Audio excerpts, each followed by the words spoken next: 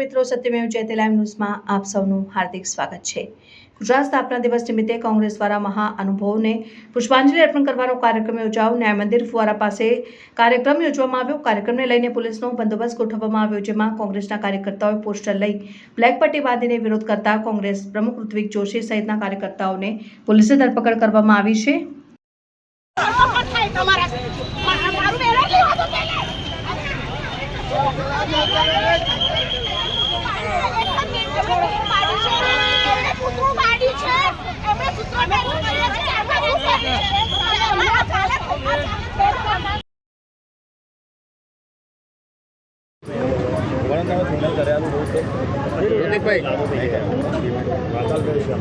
जय जय गरवी गुजरात।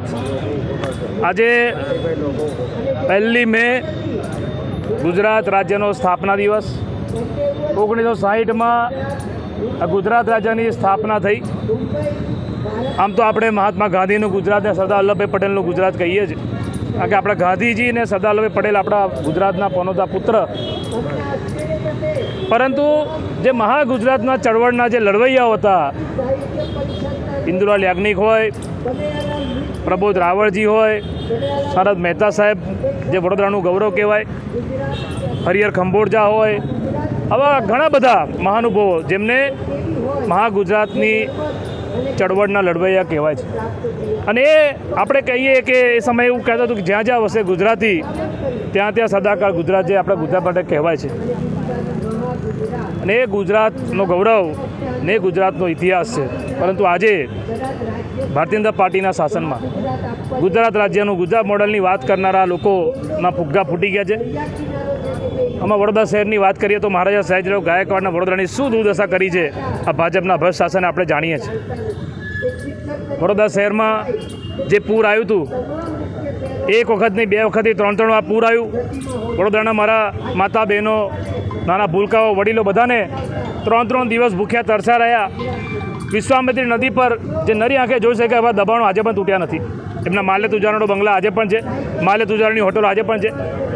વિશ્વામિત્રી નદીને પહોળીને ઊંડી કરવાના બહાને લાકડાને માટી ક્યાંય વેચાય છે આપણે સૌ જાણીએ છીએ। રાજ્યના મુખ્યમંત્રી કાલે વડોદરા આવે છે, તો ખરેખર તમે મુખ્યમંત્રી મક્કમ હોય, મૃદુ હોય, તમે ભ્રષ્ટાચાર નથી કરતા તો સાબિત કરો અને બીજેપીના નેતાઓના દબાણ તોડો। વિશ્વામિત્રી નદી પર ભૂખી કાસ્ટ રીરૂટ કરીને પણ જે ભ્રષ્ટાચાર ઊભો કરવામાં આવી રહ્યો છે, આ બધા મુદ્દા, હરણી બોટકાંડ, 14 નિર્દોષ લોકોએ જીવ ગુમાવ્યો, પીપીપી મોડલ, પબ્લિક પ્રાઇવેટ પાર્ટનરશીપના નામે જીવતો જાગતો ભ્રષ્ટાચાર, હરણી મોતકાંડ, હજુ પણ ન્યાય નથી મળ્યો।